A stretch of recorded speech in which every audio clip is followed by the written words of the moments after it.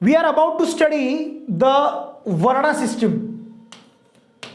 हम वर्ण व्यवस्था को पढ़ रहे हैं। वैदिक समय में वर्ण प्रथा थी। 4 वर्णों में समाज को विभाजित करके रखा गया था।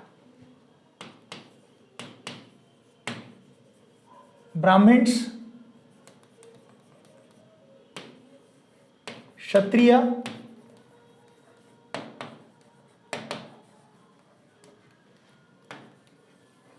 वैश्य,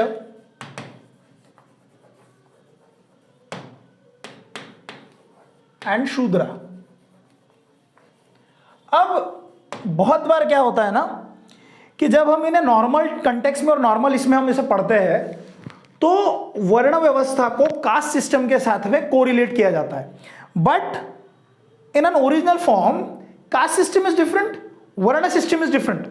बिकॉज इफ यू सी, इसके अंदर में एक सबसेक्शन है। वर्णा सिस्टम के अंदर में एक सबसेक्शन है जिसे हम कास्ट सिस्टम कहते हैं। But in a modern term जाति ऐसा कहीं पे भी उल्लेख आपको वेदों में नहीं मिलेगा। यदि हम मॉडर्न कंटेक्स्ट में इस बात को देखें तो वर्ण व्यवस्था भारत में थी, जाति की व्यवस्था भारत में नहीं थी। बट स्टिल जैसे हम यूपीएससी के लिए पढ़ रहे हैं तो वर्ण व्यवस्था को ही कास्ट सिस्टम कहा गया, जो कि सही नहीं है, लेकिन आपको पढ़ना ऐसे ही पड़ेगा। But it is my responsibility to teach you what is actually given in the original text जहां से ये शब्द निकाला गया है। काम के हिसाब से वर्ण डिवाइड होता था। दूसरी चीज, कोई भी व्यक्ति अपना वर्ण बदल सकता था।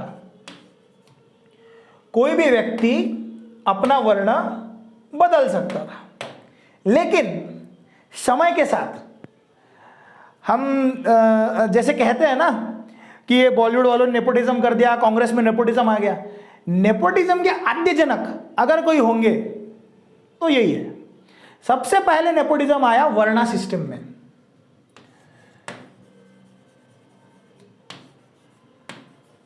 And it got corrupted. Nepotism यानी कैसा? ब्राह्मण का लड़का ब्राह्मण ही रहेगा, क्षत्रिय का लड़का क्षत्रिय ही रहेगा, वैश्य का लड़का वैश्य ही रहेगा, और शूद्र का लड़का शूद्र ही रहेगा। ये 3 हायर वर्ण जो थे वो अपना प्रिविलेज समाज में खोना नहीं चाहते थे। इसीलिए उन्होंने अपने वर्ण को, अपने बच्चों को अपने ही वर्ण में रखने की साजिश की। ये साजिश ही तो है। There were changes were made in the different texts कि भैया हमारा बच्चा जो भैया इसी में रहेगा, किधर इधर नहीं आएगा। एंड व्हेन यू आस्क, ये थोड़ा सा आउट ऑफ द कंटेक्स्ट है, लेकिन आज भी अगर हम 3 वर्णों को अगर देखें ना तो इनसे पूछना, कभी 3 वर्णों में यदि कोई आता होगा तो इन लोगों से कभी पूछना, इनसे कभी बातें करके देखना, इनसे वार्तालाप करके देखना। बोलेंगे हमने जो है भैया धर्म बचाया भैया, और हमने जो है भैया धर्म बचाने के लिए सब किया है। चल भाग जाए ऐसे। सबसे बड़े धर्म कहानी यही लोग कैसे कर रहे थे। सारी चीजें तुम मुगलों पे नहीं थोप सकते, सारी गालियां तुम मुगलों को नहीं दे सकते, सारी गालियां तुम इस्लामिक आक्रांताओं को नहीं दे सकते, और सारी गलतियां इस्लामिक आक्रांताओं की थी भी नहीं। तो भैया ये लोग आए भैया इन्होंने हमें ऐसा कहते, मैं बताऊं तो सच बताता मैं तुमको, अभी रुको, पढ़ना कभी तुम अल्लाह उपनिषद करके आपको एक टेक्स्ट मिलेगा, गूगल करना कभी। व्हाट वाज अल्लाह उपनिषद? अकबर इतना ज्यादा शायना था, अकबर ने क्या किया, बहुत ही ज्यादा अनपढ़ था वो, पढ़ा लिखा नहीं था, उसको पढ़ना लिखना नहीं आता था, but he was intelligent. Being intelligent and being literate दोनों अलग टर्म है। मेमोरी स्ट्रांग होना और इंटेलिजेंट होना दोनों अलग टर्म है।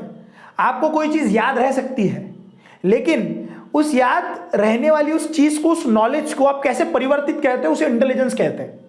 सो Akbar was highly intelligent. Akbar ने क्या किया, ले सबको बुला, इधर आओ, इधर आओ, ले क्या जाए, पैसा दो, राज्य दो, बिजनेस दो।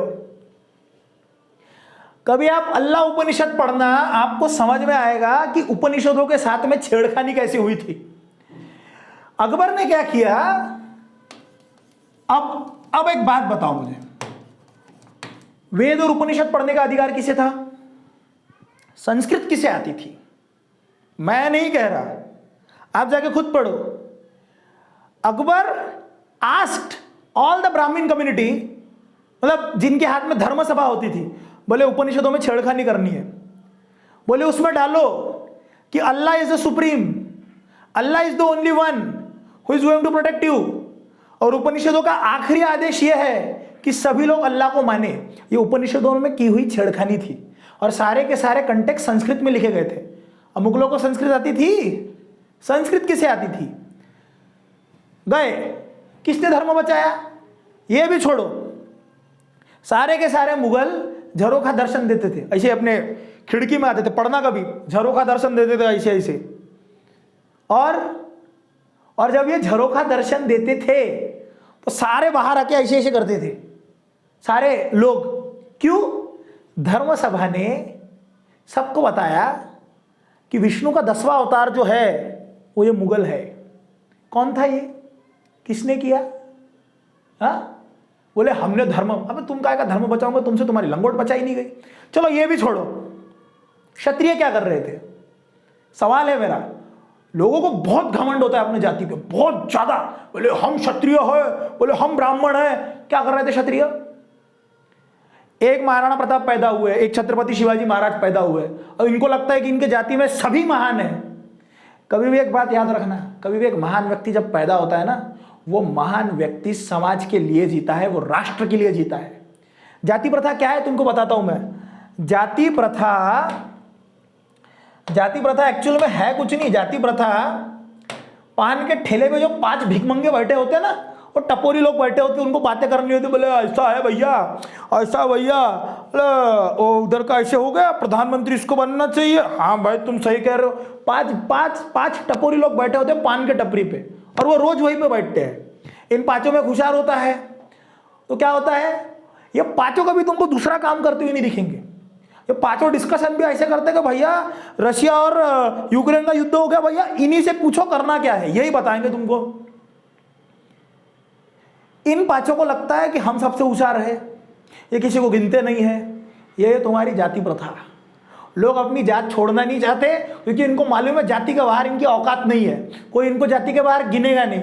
और इन 5 में से कोई एक बंदा अगर सुधर के बाहर निकल गया ना, तो सबको पूरा गांव में बता दे घूमेंगे, अरे वो भैया हमारे साथ बैठता था भैया, इसलिए इतना महान था। यही जब एक महान आदमी जब पैदा हो जाता है, तब सारे जाति वाले उसके मरने के बाद अपने नाम पे क्रेडिट खींचते हैं। चाणक्य का ब्राह्मणों के लिए जी रहे थे, चंद्रशेखर आजाद ब्राह्मणों के लिए जी रहे थे, भारत माता के लिए जी रहे थे।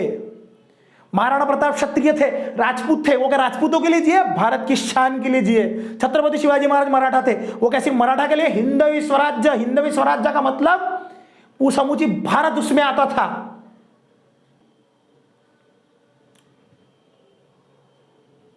सच्चाई यह है कि तुम अपने देश के लिए जी नहीं सकते, इसीलिए तुम महान आदमियों को खींच के अपने जातियों में वापस लेके आते हो। बोले अम्बेडकर दलित हमारे पर, भैया वो आदमी ने सबको अधिकार दिए, औरतों तक को अधिकार दिए। जाके पढ़ना Hindu code bill. You are lucky that you got the Hindu code bill and the things are not going according to the shastra. मुसलमानों में आज भी चलता है वो शरिया फरिया।